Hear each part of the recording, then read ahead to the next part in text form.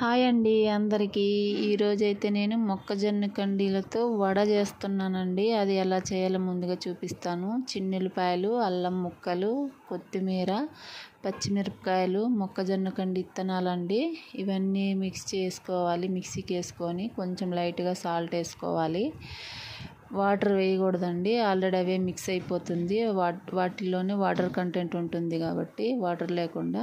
ఇప్పుడైతే కొంచెం కొత్తిమీర వేసి మిక్స్ చేసుకున్నానండి.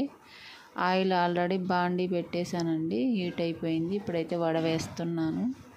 సింపుల్ రెమెడీ అండి, ఈజీగా చేసుకోవచ్చు. స్కూల్ నుంచి పిల్లలు వచ్చాక ఏం చేయాలనే ఆలోచన లేకుండా సింపుల్గా చేసేయచ్చండి. గ్యాస్ అయితే కొంచెం సిమ్లో పెట్టుకొని చేసుకోండి. ఎక్కువ మంటగా ఉంటే మాడిపోతాయి. మీరు కూడా తప్పకుండా ట్రై చేయండి, సూపర్ టేస్ట్ వస్తాయి. లైక్ చేయండి, షేర్ చేయండి, సబ్స్క్రైబ్ చేసుకోండి. Thank you for watching. Subscribe